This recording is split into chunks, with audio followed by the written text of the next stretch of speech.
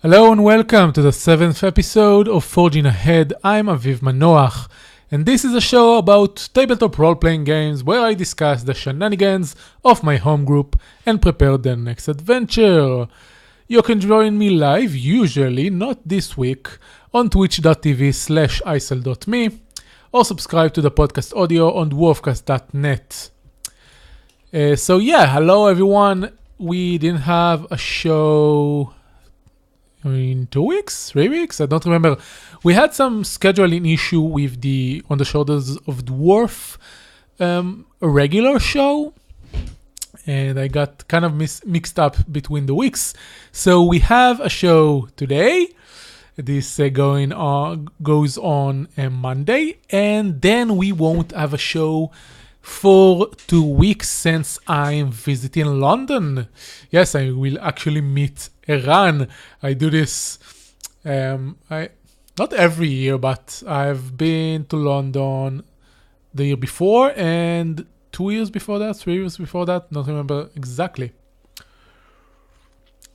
But anyway, that is our schedule. If you're new to Forging Ahead, this is a GM prep show for Masks and New Generation, or rather my own adaptation of it called Wonders, Heroes of Tomorrow. In Wonders, we play in a world where superpowered individuals and superheroes are a new phenomenon of the last decade. There was a war, the War of Might, the existence of the Wonders was revealed to the world, and now we play as the teenage superheroes who are the first real generation to adapt to this new thing we have. We have played 16 sessions in this campaign so far, so about 4 months already. And the previous campaigns I ran for this group went on for a year and a couple of months, something like that, between 14 and 16 months. And I hope we reach approximately the same with this campaign as well. So in the show, we talked about what happened previously in the campaign. Then we talk about some of the things I want to polish and brainstorm and stuff like that. And then I try to prepare for the next session or two. And then we are done. All of this should take about 30 minutes. To that end, I tried to shorten the previously on section, since last episode it ran way too long. It was almost an hour. So I'm going to talk in primary plot points and not describe everything that happened. As per usual, I would love to hear from you if you think it's better this way, if you like the old way better. Anything at all. If you have any suggestion for the format, you can contact me and we'll talk about it.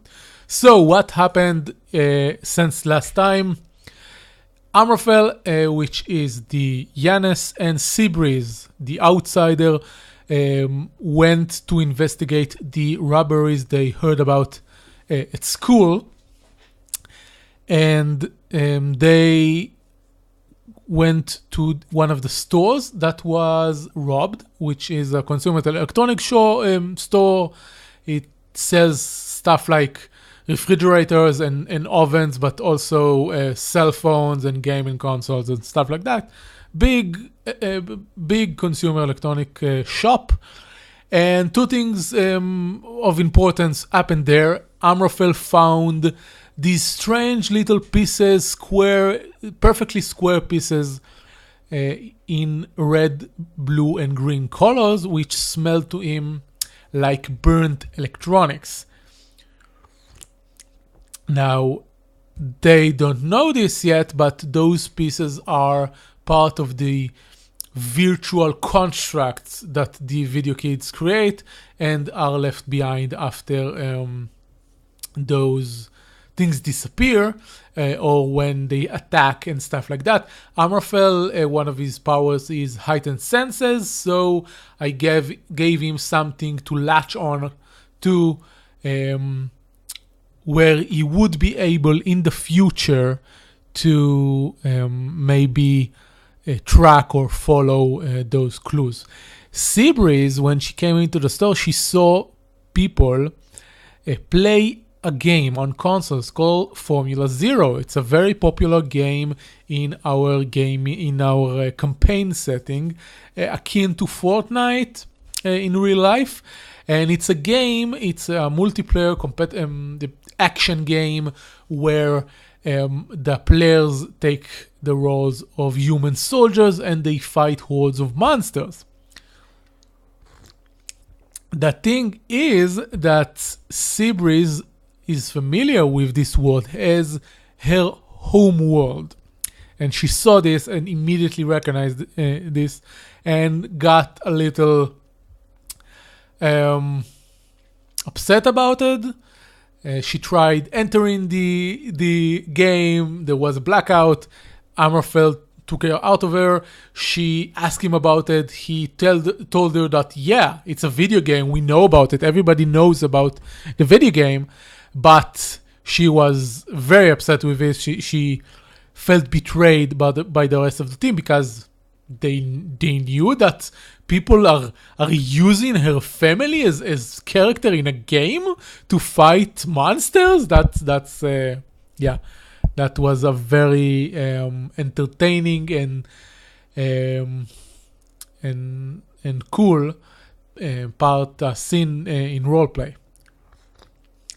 Next, a new villain attacked the military domes where Oron lives and works at.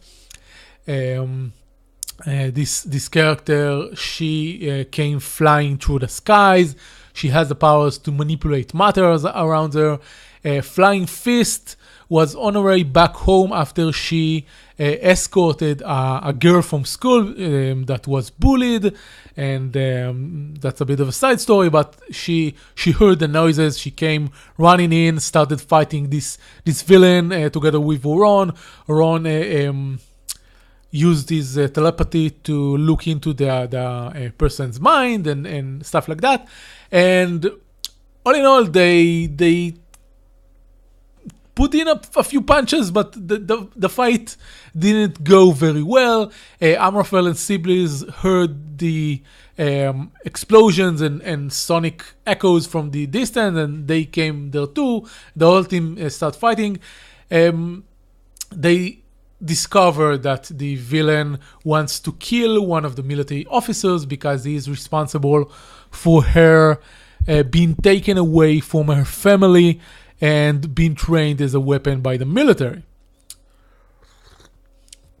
And then after she realized she's not getting the upper hand in the battle, she tried to create a huge ball of lightning that was supposed to kill a lot of people. And then Seabreeze made an alien tech move of the outsider and changed one of the rifles, the military rifles, to shoot a liquid into the ball of lightning. There was an explosion. The liquid rained on everybody, and this liquid caused people to lose their memories. And so everyone that was exposed, to the liquid lost their memory of the battle, from the beginning of the battle until the end of the battle. This included both Flying Fist and Amraphel, which had no recollection of what happened. As far as the team know, this also includes the enemy itself, but as a GM, while I want to take what the player created into consideration, I don't really want to erase everything that happened for the villain. So I think that because this villain called Fantasia has a reality manipulation, I think that her mind will somehow try to fight the effects of the liquid. So it makes her temporarily incapacitated. She won't come back for now, but later the effect will wear off. One of the things that happened in the battle is that Flying Fist got injured. She rolled to take a powerful blow. She lost her consciousness. The team took her to the hideout. Also, Oron's CO, commanding officer, Michal, was injured, and Oron made sure that paramedics will look after her and take her to the hospital before leaving to the hideout as well. In the hideout, the team was approached by Raziel. We talked about Raziel. He's a legendary hero in his 50s, a very well-known figure that was supposed to be dead about 8 years ago, and it was a shock. And he started talking with the team about what they were doing and his experiences. And his main message was that they need to try and figure out why they are fighting and to and do this in order to protect the people around them, but take into consideration that every time there is a major wonder incident around the world, stuff starts to escalate, and he warns the team that the things that happen in the city is going to get worse, and they need to be prepared for that.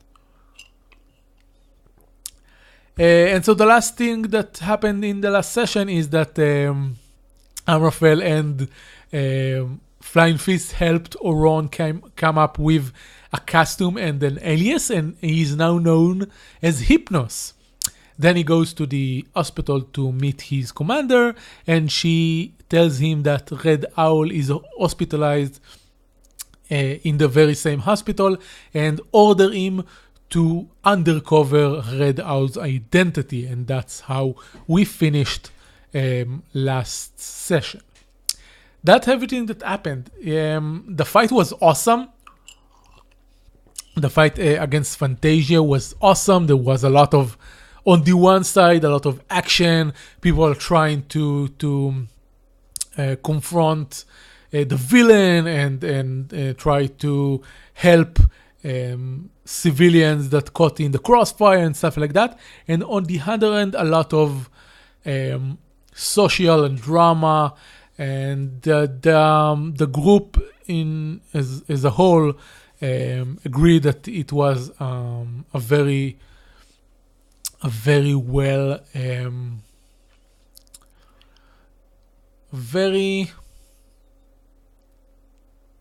very well made combat, and they even compared it to actual comic books and started talking about how the cover image of this issue should have looked like and stuff like that. I really liked it. And also the last two session really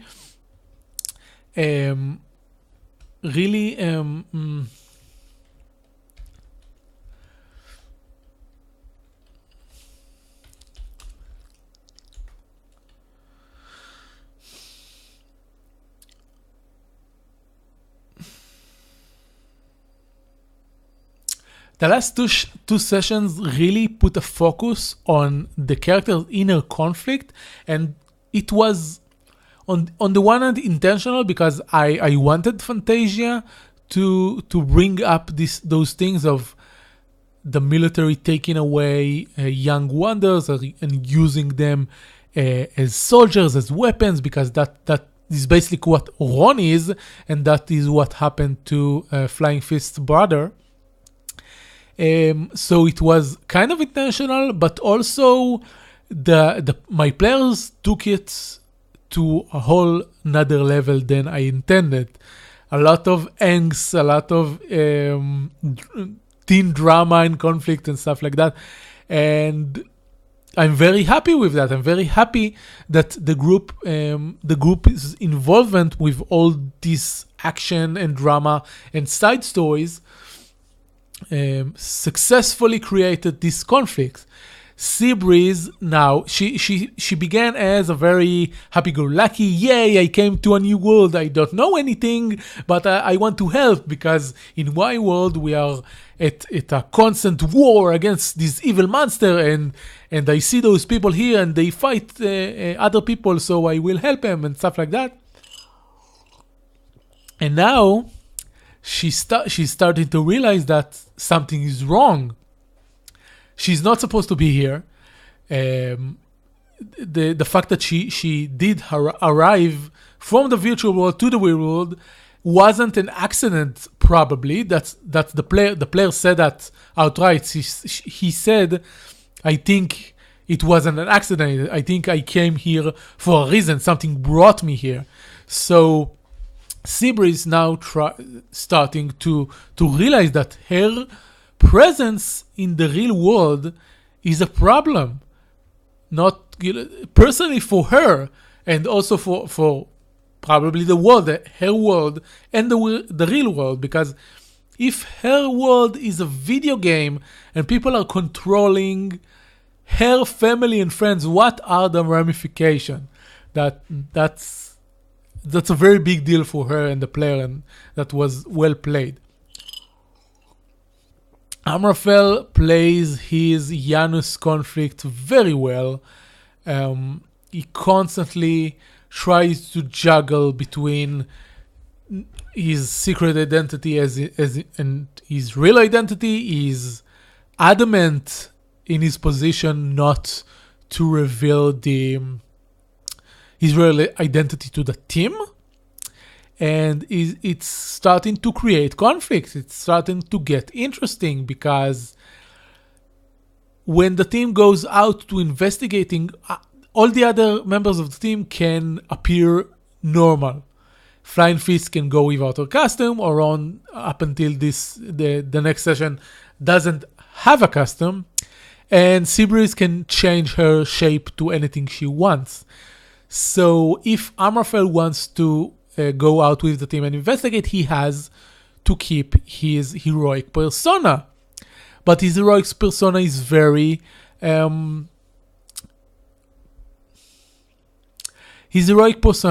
noticeable. He changed into this blue cat-like guy, and so he goes out with a hoodie and try to cover himself. It doesn't always successful. And it's really fun. He also, part of this conflict is that he wants to protect the people that are involved in his civilian lives, but he doesn't tell the team why. So the team doesn't know why they were in Alex's house. They don't know where the information came from, and nothing like that. So that's interesting. Flying Fist is playing the quintessential beacon, totally conflicted about her place in the team and the very nature of being a superhero. She's on the brink of feeling completely useless, partly because she tried fighting villain and wasn't very successful, and partly because Raziel revealed to them that Fantasia was a recruit for the military originally. She was a girl named Sharon and was taken from her home, and the military turned her to a weapon, to this Fantasia, and because her brother went through the same thing, Flying Fist doesn't know that she's fighting the proper people, the actual enemies. She doesn't know if she should be on the side of the order and the military and the law enforcement and others. like that, maybe she should be on the side of the people they hurt, like her brother. Now, I did drop a hint and tell them, Raziel told them that Typhoon, which is the alias for Flying Fist's brother, that Typhoon is still on the right side. And that's because he's actually a covert agent inside Rave's criminal organization. The team doesn't know it yet. They barely know the team knows he works for Rave. At least the players know that because of the out of character scene we had. But they don't know anything else about it. And Oron, Hypnos, starting to have the same problem. He was taken from his home and was raised by this military organization and is used to following order. Now I gave him an actual commanding officer that gives him those orders, and he follows them, but he starts to see the cracks and he starts to question his involvement. And one of the things I want to do with Hypnos, because he's the Nova, I want to push him a lot more into using his powers recklessly. The problem so far was that A, we didn't have enough fight scenes, and B, he rolled really well every time he unleashed his powers. So I didn't have a very a proper opportunity to do this. Although one of the things that Hypnos's player asked in the last session in regard to his celebrate a victory with a teammate is how can his teammates be afraid of him? And the answer Amorphel gave was that Hypnos can take out an enemy just by looking at him. The other members of the team doesn't know anything he does. He looks at people and people start having issues because he's messing with their mind. And Amorphel told him, and he was right to do so, that this is scary. So Hypnos is starting to understand that how he views his powers is not necessarily the same as how other people view them. So this is the part about the conflicts we have in the group and their effect on the campaign, and all of this is very cool and interesting. Okay, so the last thing we'll talk about and go on into the next session is we have currently too many storylines. At this point, we are 16 sessions into the campaign. Some of the player characters are already at their 5th advancements, which means soon they will start taking the lower advancement, like adult moves, and start. Some of the players are aiming to change playbooks or take more abilities and stuff like that, and the campaign currently is very chaotic. As a good thing, the characters are confused. They don't know who are the bad guys, who are the good guys. They are involved in many schemes and they don't see the end goal. But so from the point of view of the overarching goals we had for this game, this is successful. The group has many side plots to explore, and some of them are deeply personal. That's what the group wanted, and we succeeded in creating this, and I'm very happy about it. But I don't want to keep all those trades open for a long period of time. There need to be some closure, so the character, so that there need to be some closure so that characters can evolve and advance and change. And there are also subplot within the greater storyline that we need to get into. For example, the video kids storylines, after we resolve it, after the team will find out what the video kids are and defeat or convince them to stop robbing people. After that, we get into a larger plot of a villain using the connection to the virtual world to do a lot more harm than a couple of kids. So I decided to choose one storyline to focus on, and that's the video kids plot. The main reason I chose this storyline is because, unlike most of the others, the cast involved in the story are children. They won't sit around strategizing. They are acting on impulses. So we have a bit of a time constraint, unlike, say, the Jekyll or Fantasia or any of the others which have long-term plans. These kids will continue robbing people until someone stops them or they get hurt, one of the others. They also don't care about anything else that happened around the city.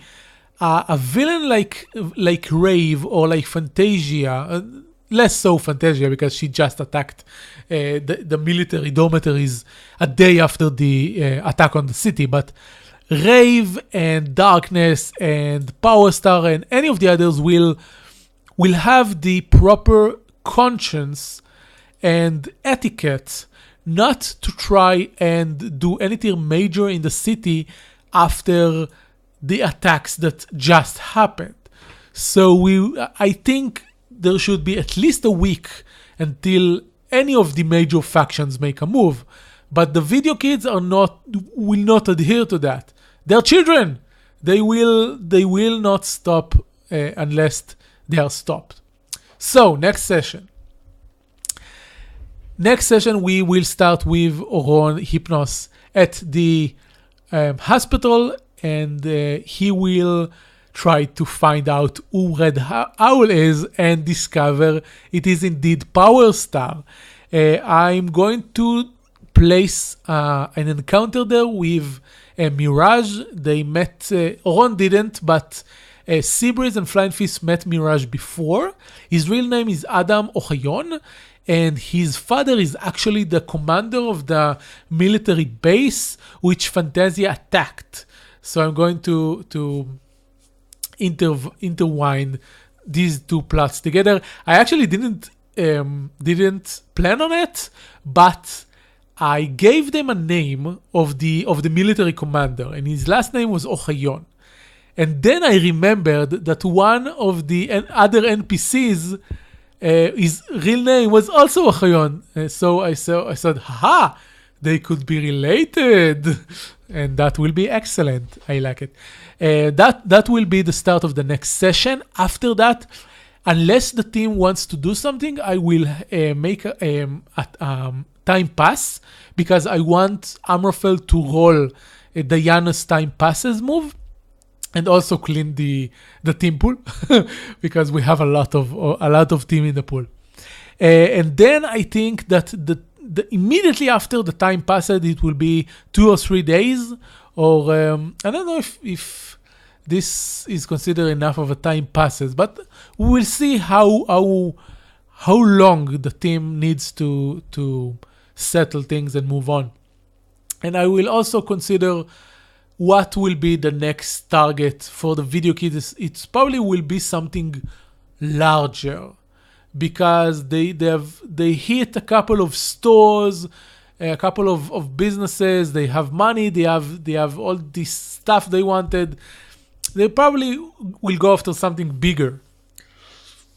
So maybe there will be on the weekend some form of event, conference, football game, I don't know, something more public and extravagant. And that will be the next big thing that happened in the campaign. The video kids will attack this event, whatever it will be. Maybe I'll ask the group. I will just do it as a weekly question. I will send a group question.